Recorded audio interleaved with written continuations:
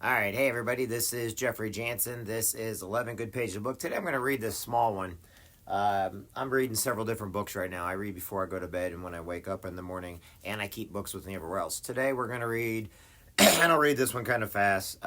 If you know what you want, you can achieve it. It works. The famous little book that makes your dreams come true. The other book that I'm reading with my team right now to some point is called The Money Mindset by Brian Carruthers. Okay, now there's a couple other books I'm reading. My Jeep books, the ones I read in my Jeep, are over here. And then I got my favorite book of quotes, which I usually do at the end of all these. So what we're going to do real quick is we're going to read It Works by R.H.J. Okay? And the reason why I'm going to read this one is because it is Monday and I know everybody's got to get to work. It works. All who joy would win must share it. Happiness is born by Byron. Okay? A concise definition, result plan with rules, explanation, suggestion for the better your condition in life. If you want to have it, if you know what you want, you can have it. What is the real secret of obtaining desirable possessions? Are some people born under a lucky star or other charm that enables them to have all that which seems so desirable? And if not, what is the cause of the difference in conditions under which men live? Many years ago, feeling that there must be a logical answer to this question, I decided to find out, if possible, what it is. I found the answer to my own satisfaction and for years have given the information to others who have used it successfully. From a scientific, psychological, or theological viewpoint, some of the following statements may be interpreted as incorrect, but nevertheless, the plan has brought the result desired to those who follow the simple instructions, and it is my sincere belief that I am now presenting it in a way which will bring happiness and possessions to many more. If wishes were horses, beggars would ride. If the attitude taken by the average man and woman in the regard to possession, they are not aware of the power so near that it is overlooked, so simple in operation that it is difficult to conceive, and so sure in results that is not made us of consciously and recognized as the cause of failure or success. Gee, I wish there were mine. I wish that were mine. Is the outburst of Jimmy, the office boy, as a new red roadster goes by, and Florence, the telephone operator, expressed the same thought regarding a ring in the jeweler's window, while poor old Jones, the bookkeeper, during the Sunday stroll, replies to his wife, "Yes, dear, it would be nice to have a home like that, but it is out of the question. We will have to continue to rent." Landon, the salesman, protests that he does all the work, gets the short end of the money, and will someday quit his job and find a real one. And President Baudum, in his private sanctorium, voices a bitter tirade against the annual attack of hay fever. At home, it is much the same. Last evening, father declared that daughter Maybelle was headed straight for disaster, and Monday, mother's allowance problem and others trying affairs faded into the insignificance as she exclaims, "This is the last straw. Robert's school teacher wants to see me this afternoon. His reports are terrible. I know, but I am late for bridge now. She'll have to wait until tomorrow." So goes the endless stream of expressions like these from millions of people in all the classes who give no thought to what they really want and who are getting all they are entitled to or expect. If you're one of the millions of thoughtless talkers or wishers and would like decided change from your present condition, you can have it. But first of all, you must know what you want, and this is not an easy task. When you can train your objective mind, the mind you use every day, to decide definitely upon the things or condition you desire, you will have taken your first big step in accomplishing or securing what you know you want. To get what you want is no more mysterious or uncertain than the radio waves all around you. Tune in correctly and you get a perfect result. But to do this, it is, of course, necessary to know something of your equipment and have a plan of operation. It works. You have within your mighty power, anxious and willing to serve you, a power capable of giving you that which you earnestly desired. This power is described by Thomas J. Hudson, Ph.D., LLD, author of The Law of Psychic Phenomenon, as your subjective mind. Other learned writers use different names and terms, but all agree that it is omnipotent. Therefore, I call this power Emmanuel, God in use. Regardless of the name of this great power or the conscious admission of God, the power is capable and willing to carry to a complete and perfect conclusion every earnest desire of your objective. mind, but you must be really in earnest about what you want. Occasionally, wishing or half-hearted wanting does not form a perfect connection or communication with your omniscient power. You must be in the earnest, sincerely, and truthfully desired certain conditions or things, mental, physical, or spiritual. Your objective and mind will are so vacillating that you usually only wish for things, and the wonderful, capable power within you does not function. Most wishes are simply vocal expressions. Jimmy, the office boy, gave no thought of possessing the red roadster. Landon, the salesman, was not thinking of any other object or even thinking at all. President Dillon knew that he had hay fever and was expecting it. Father's business was quite likely successful, and Mother no doubt brought home first prize from the bridge party that day. But they had no fixed idea of what they really want their children to accomplish, and were actually helping to bring about unhappy conditions which existed. If you are in earnest about changing your present condition, here is a conscious, definite result plan with rules, explanations, and suggestions. The plan. Write down on paper, in order of their importance, the things and conditions you really want. Do not be afraid of wanting too much. Go the limit in writing down your wants. Change the list daily, adding to and taking from it until you have it about right. Do not discourage on account of change, as this is naturally. There will always be changes and additions with accomplishments and increased desires. The positive rules of accomplishment. 1. Read the list of what you want 3 times each day, morning, noon, and night. 2. Think of what you want as often as possible. 3. Do not talk to anyone about your plan except to the great power within you, which will unfold to your objective mind the method of accomplishment. It is obvious that you cannot acquire faith at the start. Some of your desires from all your practical reasoning may seem positive, unattainable, but nevertheless write them down on your list in their proper place of importance to you. There is no need to analyze how this power within you is going to accomplish your desire. Such as procedure is as unnecessary as trying to figure out why a grain of corn placed in a fertile soil shoots up a green stalk, blossoms, and produces an ear of corn containing hundreds of grains, each capable of doing what the one grain did. If you will follow this definite plan and carry out the 3 simple rules, the method of accomplishment will unfold quite as mysteriously as the ear of corn appears on the stalk, and in most cases much sooner than you expected. When new desires, deserving positions at or about the top of your list come to you, then you may rest assured you are progressively correctly removing from your list items which at first you thought you wanted is another sure indication of progress. It is natural to be skeptical and have doubts, distrust, and questioning, but when these thoughts arise, get out your list, read it over, or if you have it memorized, talk to your inner self about your desire until the doubts that interfere with your progress are gone. Remember, nothing can prevent your having that which you earnestly desire. Others have these things. Why not you? The omniscient power, that's best to say, why not you, okay? The omniscient power within you does not enter into a controversial argument. It is waiting, willing to serve when you're ready.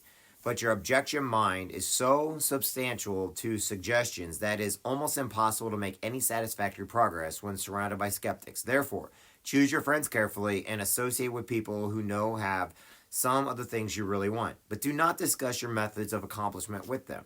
Put down on your list of wants such materials, things as money, home, automobile, and whatever it may be.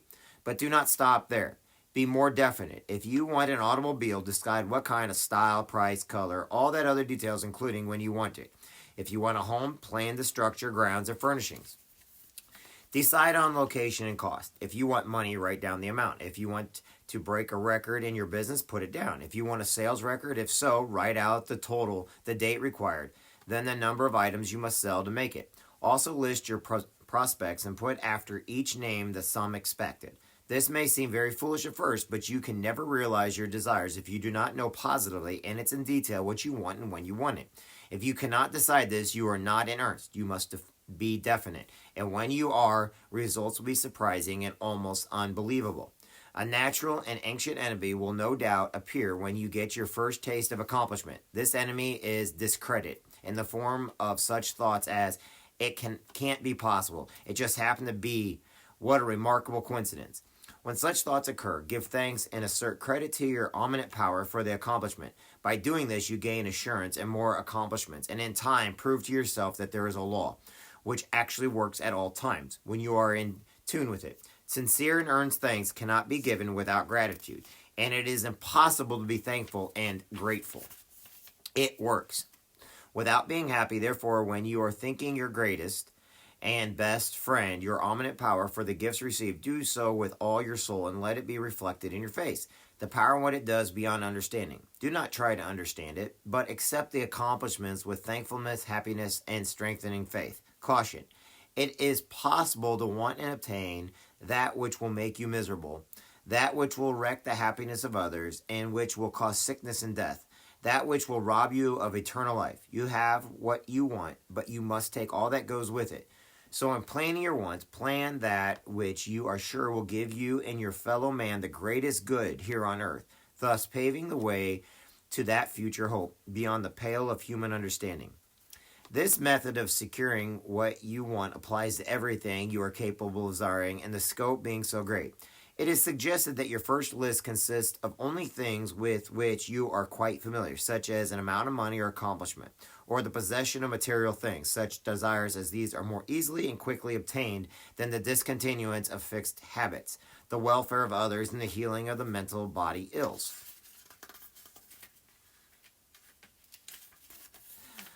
Accomplishment, the lesser thing first, then take the next step, and then that is accomplished. You will seek the higher and really important objectives in life. But long before you read this stage of your progress, many worthwhile desires will find their place on your list. One will be to help others as you have been helped.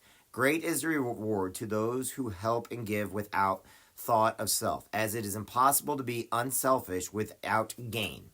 In conclusion, a short while ago, Dr. Malkaor came to this country and showed thousands of people how to help themselves. Thousands of others spoof at the idea, refuse his assistance, and are today where they were before his visit.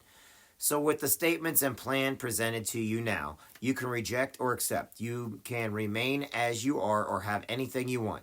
The choice is yours, but God grant that you may find it in this short volume, the inspiration to choose all right, follow the plan, and thereby obtain, as so many others have, all things, whatever they may be, that you desire. Read the entire book again and again and then again. Memorize the 3 simple rules on pages 13 and 14. Test them now on what you want the most this minute. This book could have extended over 350 pages, but it is likely deliberately shortened to make it as easy as possible for you to read. Understand and use. Will you try it? Thousands of better lives will testify to the facts that it works.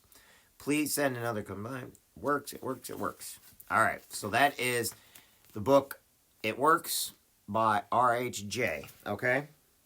Now, real quick, because it was a short book, let me read a couple pages out of... Where's my main book? Oh, I was going to read a couple pages out of the Motivational Manifesto, because it kind of goes on a little bit longer, okay? But I'm only going to read about 2 pages out of here because, like I said, 11 good pages of a book. That's not necessarily one of the books I read and I suggest. And then after I read this, okay, what I'm going to do...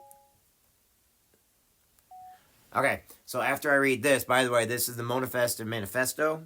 Okay, I'm going to read this to my team and with my team later. Money Mindset, Brian Colors. I'm not going to read it on here today.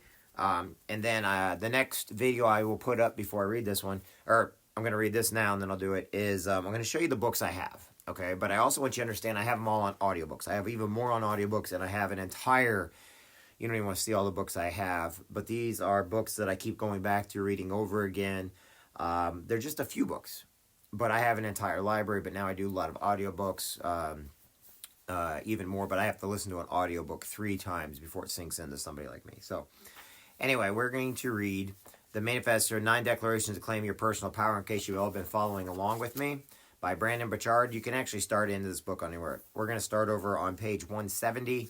I'm just going to read just a couple pages, and then we're going to conclude this live feed, okay? On character. Very few people have ever done deep work in defining their character. So character is what we're on right now, okay? So character is very important. Very few people have ever done deep work in defining their character.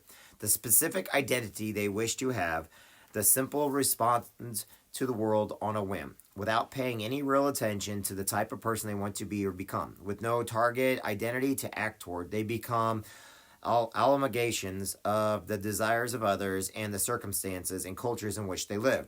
They have no real character because they are slave to impulse and mimicry. Contrast this with a woman who owns keen self-awareness. If she visually aware and committed to being a kind person, she is rarely rude.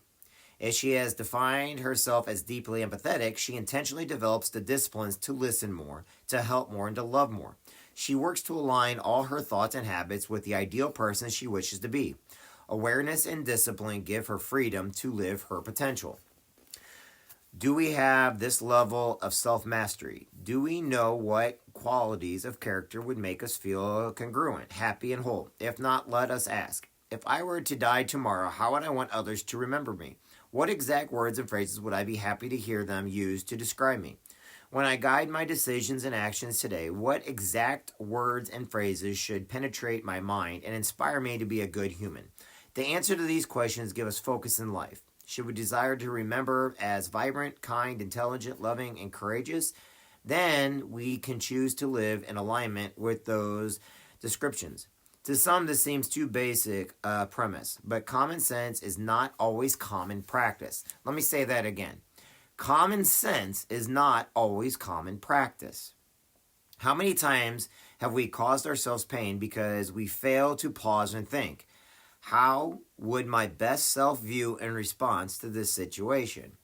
This must be our day to define the best of who we are and what we will stand for. Tonight, in the glow of gratitude for our free will, let us write down the words and phrases that describe our ideal identity. Put them on a beautiful paper and in ink. Carry them everywhere. Look at these words, memorize them, verbalize them, become them. The more we align our actions with the identity, the more free, motivated, and whole we shall become. Life will feel brighter and more our own, more deep and satisfying. Destiny will smile on us and will be welcomed into the gates of heaven as people of purpose and integrity. Our connection. Let us also define how we shall interact with the world. What kind of experiences do we want to have with the important people in our lives? Those who fail to consider this always fail in their relationships. Imagine the man who has no clarity or commitment for the quality of interactions he has with his wife. If she is upset, he is likely to simply mirror her feelings and frustrations. But he should say to himself, I will be a present, stable, and solid husband for my wife. And this means I will be alert and attentive to her feelings. I will listen to her closely, and I will seek to be empathetic and supportive, even in times of crisis or conflict.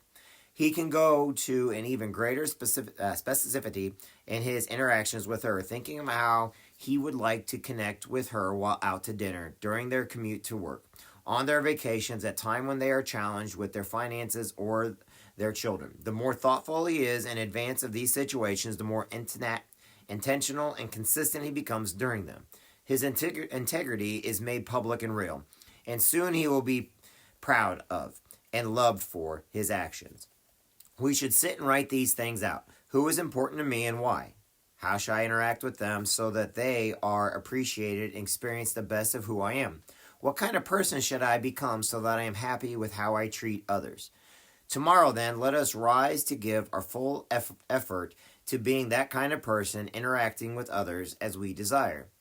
If we can do this each day of our life, then when our final hours greet us, we shall be surrounded by those who love and serve, and they shall tell us why they love us, and wide smile shall spread across our face, knowing that their descriptions reveal something important, that we live in love and congruence with our hearts and highest humanity.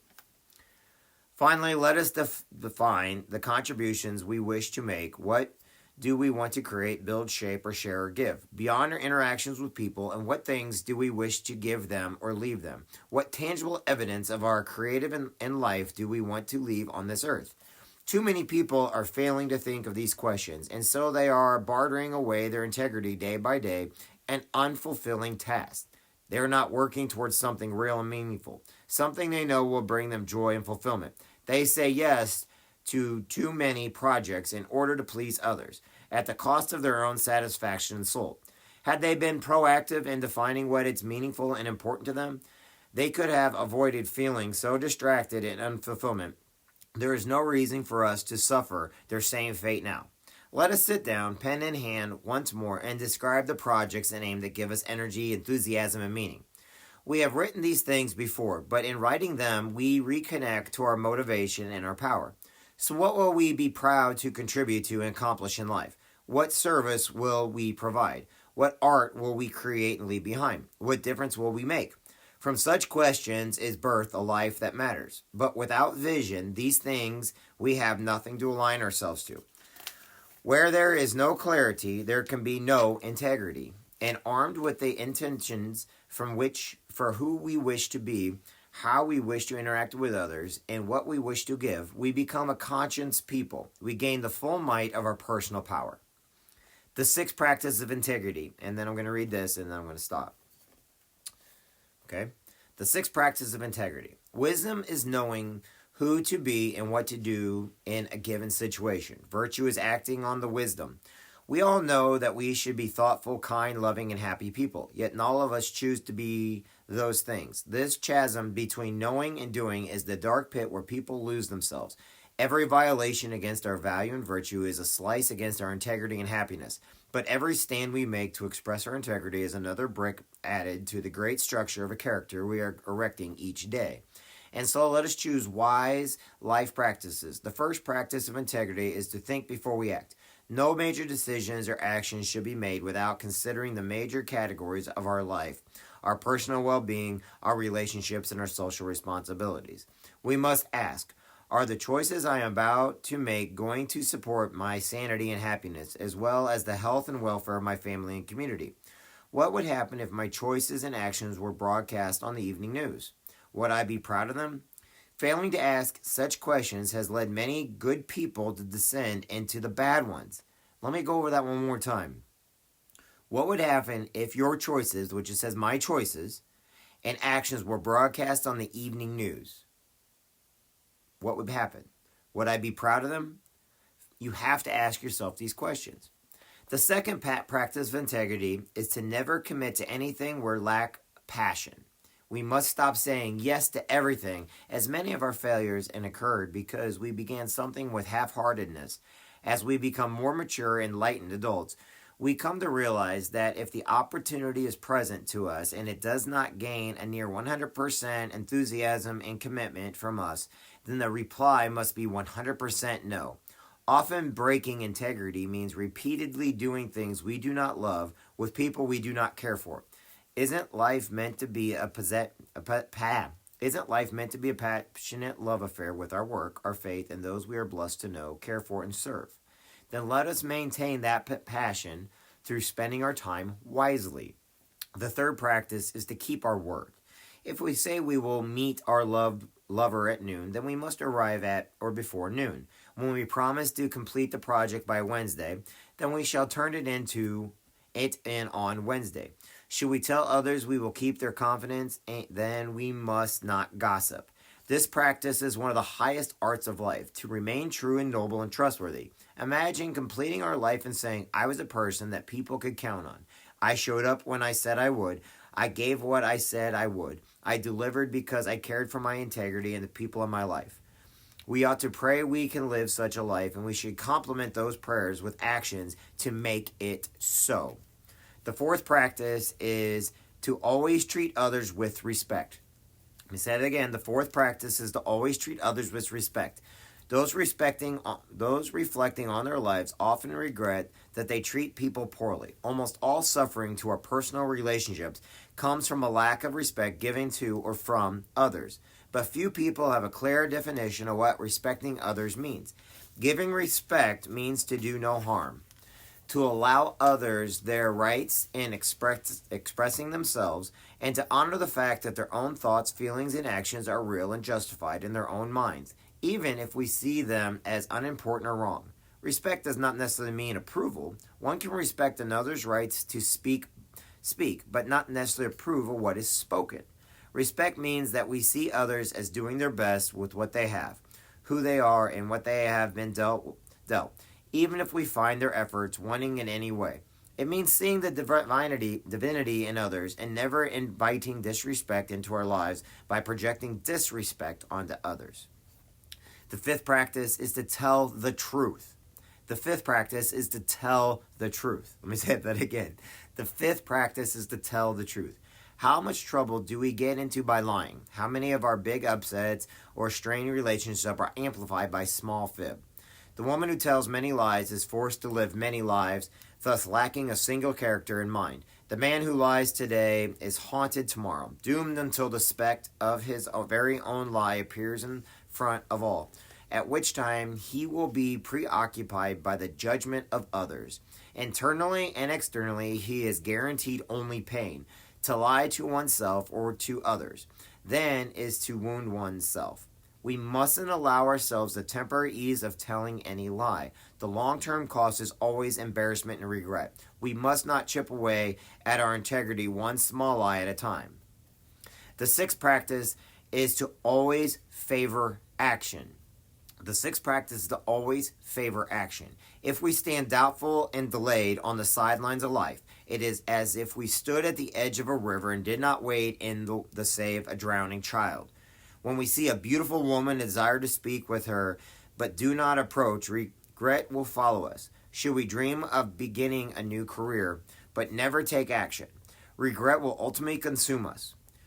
When our mind wants something for good and the meaningful reasons, and we do not pursue it, this is like dismissing our own self.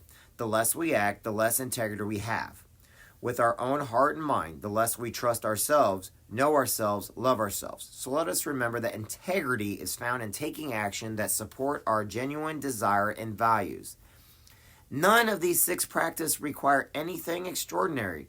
They are all natural impulses. But it is day-to-day failures and maintaining them that causes most of our human suffering. The more of these practices we enact, the more we experience human happiness. Why do we universally admire and respect a Gandhi, Mandela, Mother Teresa, Lincoln, or any of our leaders' legends from history's pantheon? It is because they were guided by these integrity-based practices. They stood for something. They don't break with the value they believe, and just because they face struggle. They were good people who kept integrity between their words and actions. We can follow their lead. We can become people who are strong and proud and respectful. All we must do is make integrity a lifelong practice. I'm going to stop there. The next one is the 7 Temptations on page 177. I'm stopping there. I'm going to put a little arrow up here, though, and then I'm on 177 at the bottom of the page. I'm going to do 2 this time because I lost track last time. All right, everybody. Remember everything we just went over. That was the book for today. And that last one was the Motivational Manifesto by the 9 Declarations. And the other one was the famous Little Red Book that makes dreams come true. The team book right now is Money Mindset. And then the next video I'm going to show you is some people asked me about some books. I'll show you that. And then we're going to go into team training. And then I've got to, I got work I got to do. I got all my whiteboards in front of me behind these cameras here, which maybe someday I'll show you. But I have about 1, 2, 3, 4, 5, 6, 7, 8, 9, 10, 11, 12, 13, 14, 15, 30, 31. I got 31, no, 33, 34, forgot about those. 34 whiteboards in here, all looking at me with different things I have on them because I write everything down. But then my notepads and everything, I keep everything in there. So that was a little training on here. I'll talk to everybody in just a second because it's time for team training. And then I've got to get to work and I got a bunch of calls I got to make. And then I got to meet my mentor at 1 o'clock. So anyway, God bless. Talk to everybody soon. This was the book reading portion of all this.